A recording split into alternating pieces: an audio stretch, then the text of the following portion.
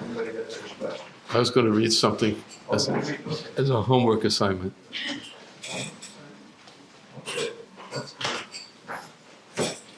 When you hear what it is, you'll understand what I mean by a homework assignment. I like homework.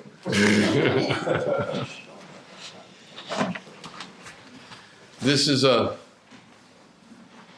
Bhaktivinoda Thakur Gitavali. He wrote a series of songs about each of the verses of Sikshastika prayers.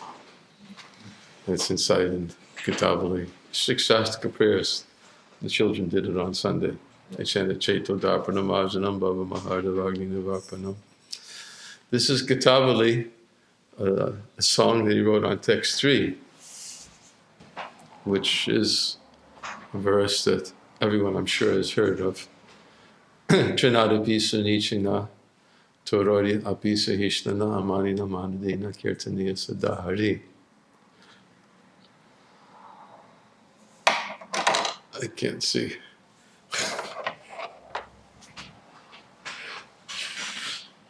I'll get it. One should chant the holy name of the Lord in a humble state of mind, thinking oneself lower than the straw in the street. One should be more tolerant than a tree, devoid of all sense of false prestige, and should be ready to offer all respects to others. In such a state of mind, one can chant the holy name of the Lord constantly. So he wrote this song on this verse from Shikshastika. It's 8 verses. And it's for those who desire to engage in Sri Krishna Kirtan. So I thought it would be relevant since all of you gather each week. PRA gives his classes on Nectar of Devotion. And then afterwards, Sri Krishna Kirtan. Of course, Bhaktivinoda Thakur is introducing these ideas to help us, because the verse of Sikshastika is how to chant the holy name of the Lord constantly. Chanting the holy name of the Lord constantly is not something I'm asking everybody to do as homework.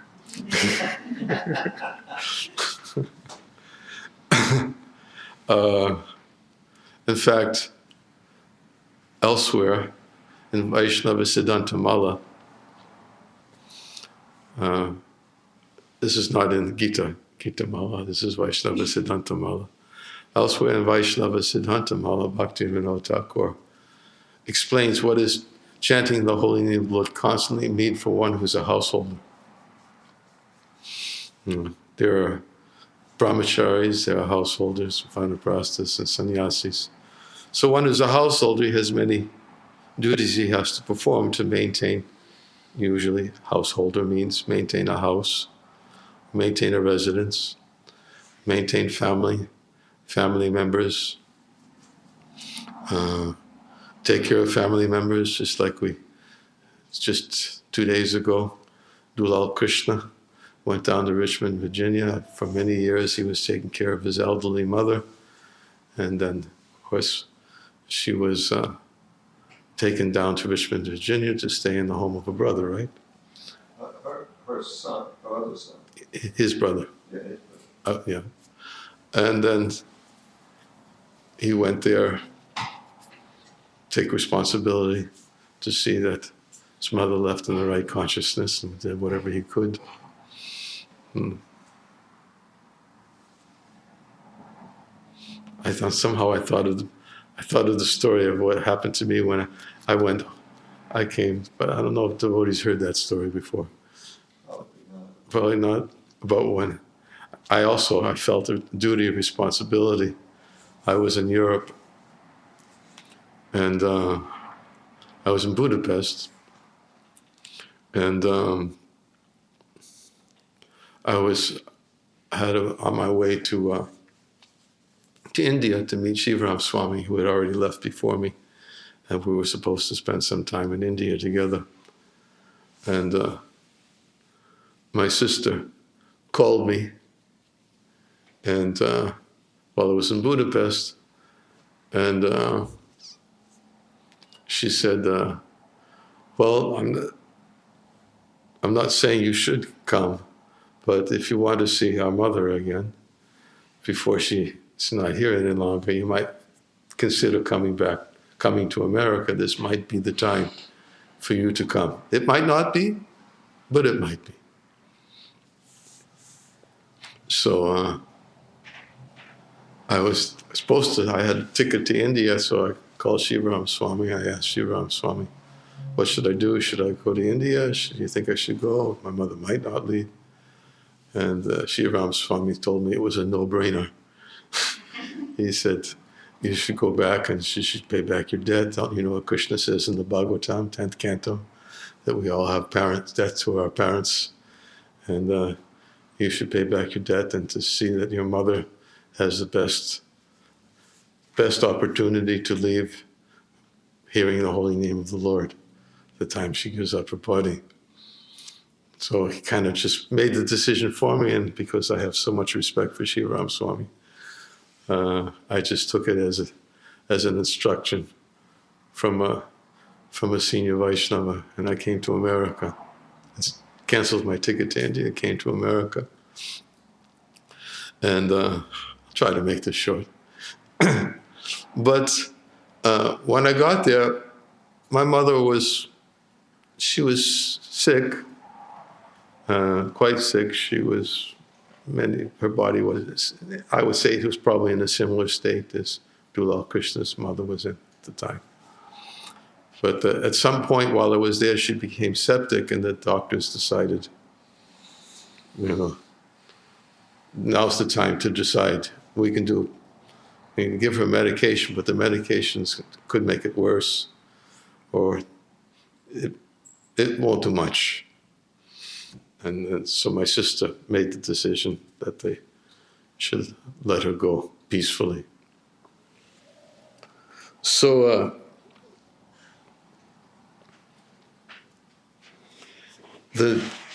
I was there with her for a few days. Then they put her on morphine. And so she was she was conscious, but not really acknowledging anyone's presence. And when the doctor came in one evening and he checked her vitals, he said that her vitals are strong. She could be around for weeks. And I was thinking, well, should I stay for weeks or should I go back? Go to Budapest and then go on to what my previous plans were. After all, there's not much I can do for her now. That's how I was thinking. So I told my sister that I was going to take my ticket and return to Budapest and then go on to India. And she was okay with that after the doctor had given the confirmation that she could be around for much longer. And I left. I was in Natick at the time, and I drove to Hartford. And when I was driving from Natick to Hartford, this huge hurricane came. It was, I'm sure you must have heard of it. It was Hurricane Sandy, which happens to be my sister's name.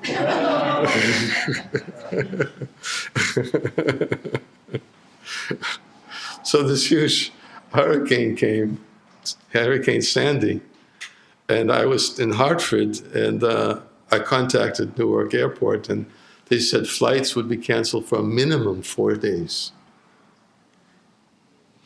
So all flights were canceled. So then I said, well, maybe I should just go back then. I can't go any further. So I drove back to Boston the same night after the hurricane had passed. And my sister asked me if I would go and stay in the hospital room with my mother. Well, it wasn't a hospital room, actually, it was a nursing home. And Rohini Nanda called me. Probably you don't know Rohini Nandan. Rohini Nandan is a disciple from Boston, an Indian boy. And my mother called him her second son. She really liked Rohini Nandan. Rohini Nandan was always very kind to my mother, would always call her mom, bring her prasadam, bring her flowers, everything. So Rohini Nandan called me and said, "You must be tired. You drove up from Connecticut." He said, "Why don't I go and stay with mom tonight? You can go back, rest, and I'll stay with her." So I said, "Sounds like a good idea."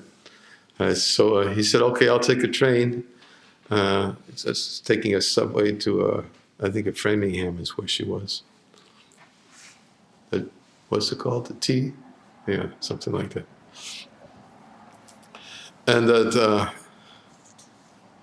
I had to go pick him up at the subway at 9 o'clock and bring him, and then go back and stay at my sister's house.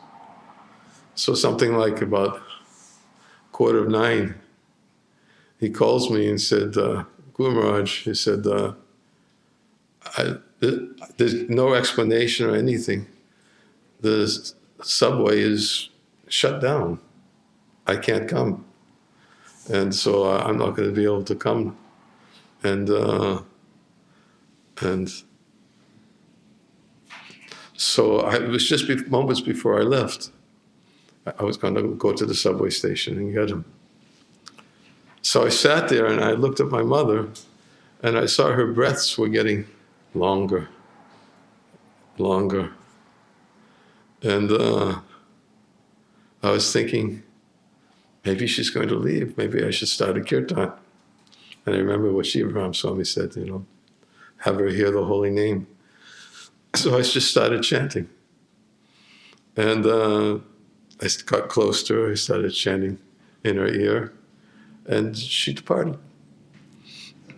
And hearing the holy name of the Lord.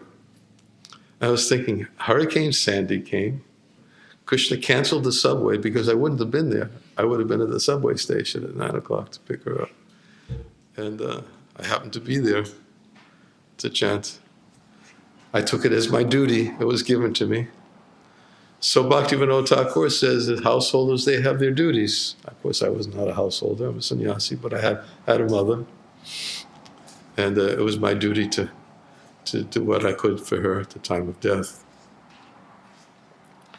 So he says, for householders, there's more to the story, but I said enough. I think I got the point across. Somehow Krishna arranged it.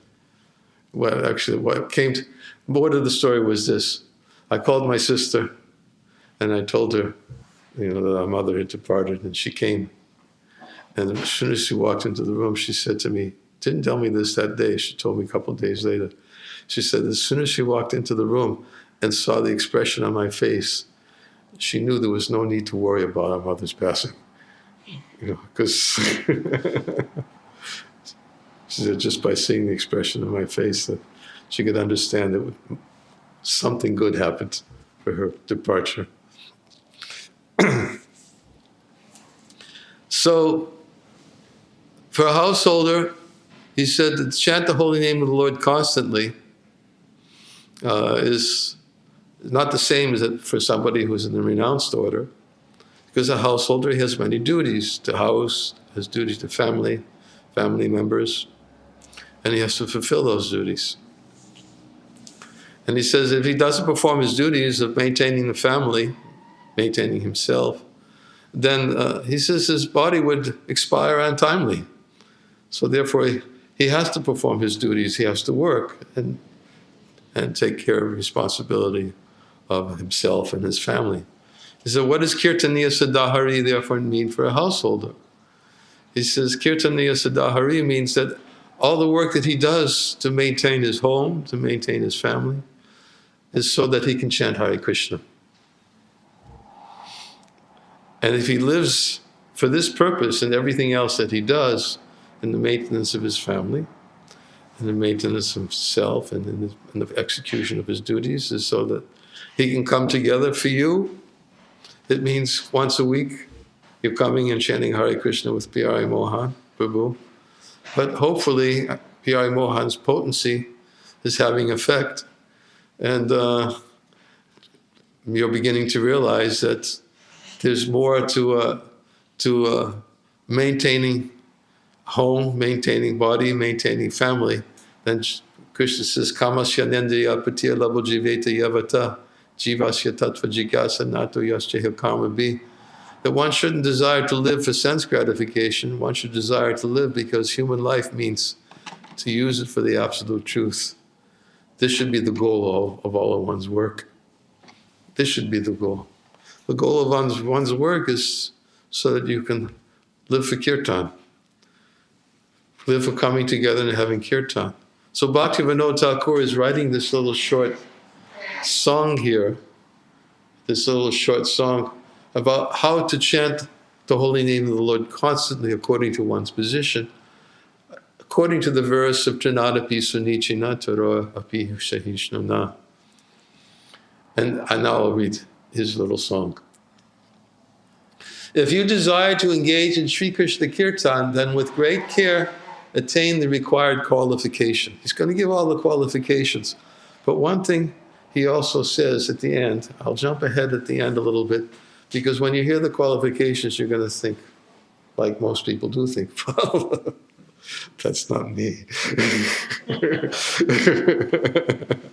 It's not me. But it's something, as Bhaktivinoda Thakur says, he in his prayer, he says, oh, weeping, Bhaktivinoda submits his prayer at the lotus feet of the Lord. Oh Lord, when will you give me the qualification for possessing attributes such as these? So he's praying that someday, please, may I get the qualifications, that someday I may have these attributes. And these attributes I could speak for a long time, I'm not going to. But I'm just going to give them to you as a homework assignment. You can think about these attributes and think of how you can practice them between now and next week. And because there are ways to practice them, because it's how to develop the qualities of a devotee, of a Vaishnava. So he says, if you desire to engage in Sri Krishna Kirtan, then with great care attain the required qualification. You should give up all false pride. Yep. And always consider yourself to be worthless, destitute, lower, and more humble than a blade of grass. Sometimes people hear that, they think, what's this worthlessness mean? It means insignificance in the presence of God's greatness. Because actually, nobody wants to feel worthless. We all want to feel needed. That's what feel needed by someone, because that's our constitutional nature, is to serve. But ultimately, we want to be needed by Krishna. So the more we're conscious of our insignificance in the presence of Krishna, and understand the greatness of Krishna, the more we can begin to understand, even though Krishna is so great, his greatest quality is that he wants to serve his devotees. So if he wants to serve his devotees, then we should be thinking about how to give him pleasure. He wants to serve. He lives for that. That's his eternal nature. It's his nature is God's nature. It's his highest quality. It's called the emperor of all his qualities, is Bhakta Vatsalya, is that he wants to give pleasure to his devotees. He enjoys great pleasure by giving pleasure to his devotees. That's his happiness. So we should try to become somebody that he'll recognize as a devotee someday. And why? How will he recognize us? By trying to please him, by realizing I'm his servant. So don't get so bewildered by this word worthless. There's a lot we could say in it. But humility is also there too. Practice of humility. You should practice forgiveness like that of a tree.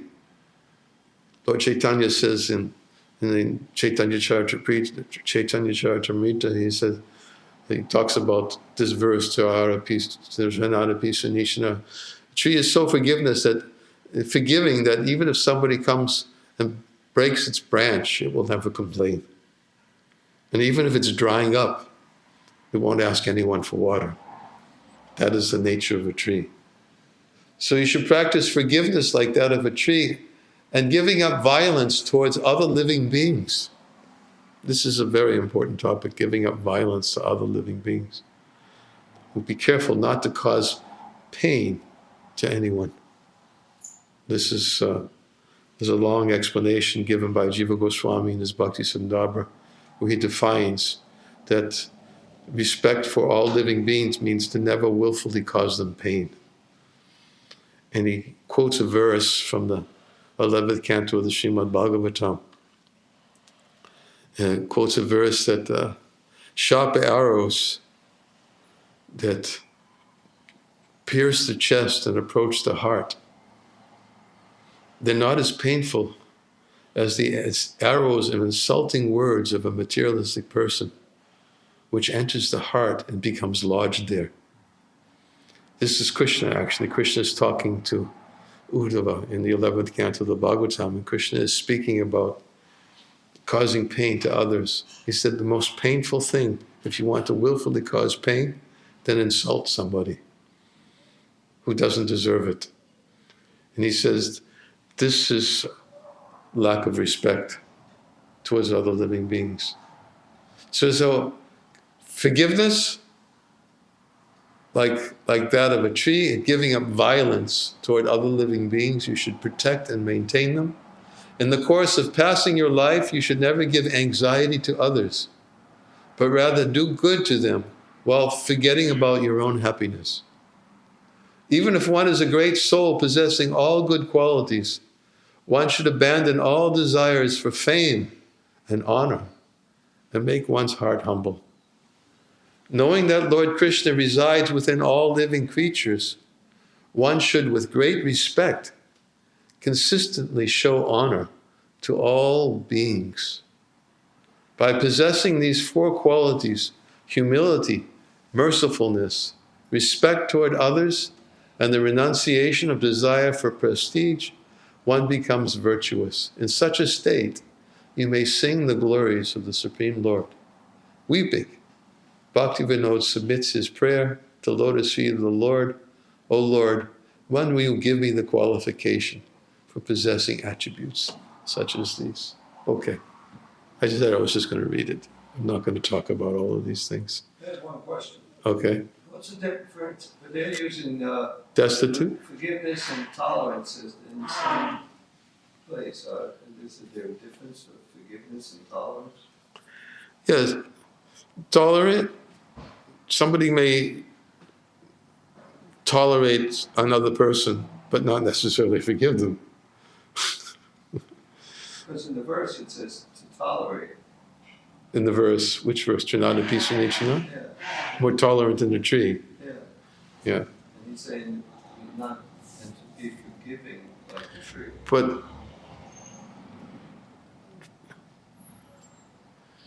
I guess it's just a different way to express similar concept. There's a verse in the 8th canto of the Bhagavatam that describes that forgiveness, quality of forgiveness is the Lord appreciates those who are forgiving. The quality of forgiveness is very important for a Brahmin, to be forgiving. It's the 8th canto of the Bhagavatam. So you can tolerate and not be forgiving. But forgiveness means that... I tolerate you, but I hate you. Yeah, but when you're forgiving somebody, it's because you don't want them to suffer.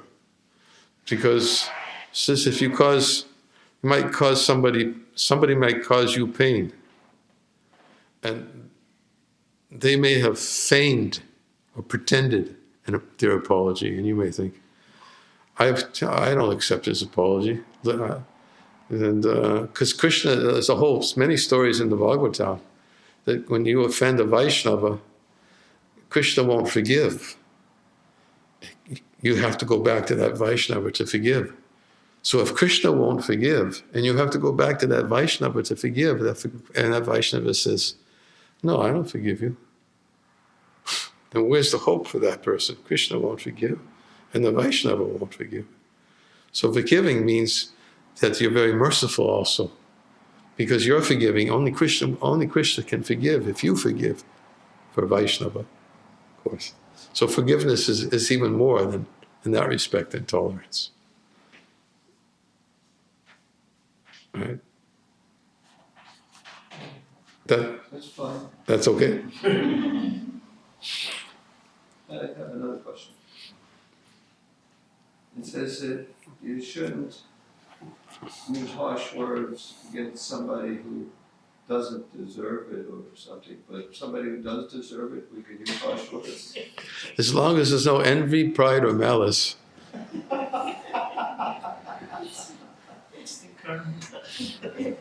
And it's in our position, and that's our position to correct. Oh, yeah. Prabhupada says that about himself. This is the Guru's position he has to correct. So we have to be. And Prabhupada sometimes was very harsh.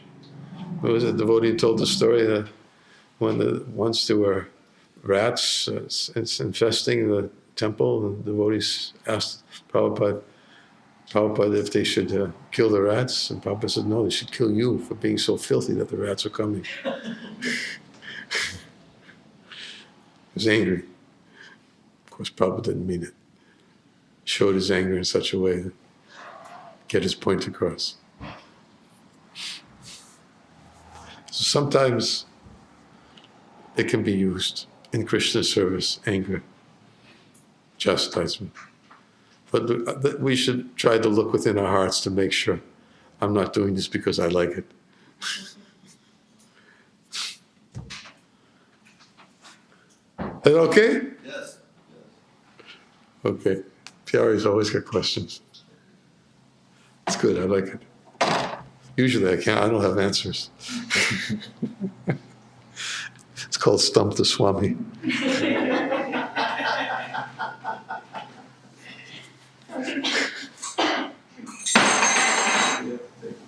Okay, time for Prashadam. Hare Krishna. Don't forget your homework assignment. Do you want me to post it somewhere so you can download it and read it? So prepare for next week. So you can remember it for Kirtan? Yes. Post it someplace. I post it. I'll post it. Okay, I'll post it on a blog on my website. Okay, if you're on my website. Swami.net, NarajanSwami.net, that one? NarajanSwami.net. Yeah, I'll post it there. Anyone can get on? No, you have to register, but it takes 1 minute. Yeah, it takes. If you use your mobile phone, all you have to do is just sign on with your mobile phone and give your mobile number, because this is a mobile app too. It's not just a computer. You can opt out of all details. What? You can opt out of all the details. You can opt out of all the what? Details. Filling out all the information. Yeah, you don't even have to fill in the information. You can opt out. And next week we're gonna go around the room and see Who false pride. Who practiced it? Who practiced it? I Not know the, that they practice what they do about their false pride. That's here. If I don't practice, they have to forgive me. no. If you don't practice, you have to forgive.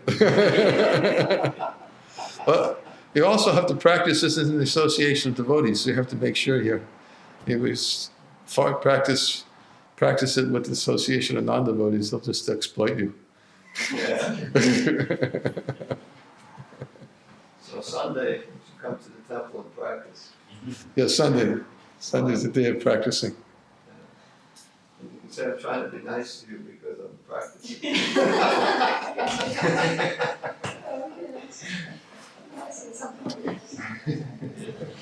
Okay, so naranjanaswami.net, it will be posted there in the blog. I'll post it this evening. and you can download them. I'll post a link so you can just download it immediately without having to even read the blog on site. You can just download it. Ranjana Swami. Hare Krishna. Hare Krishna.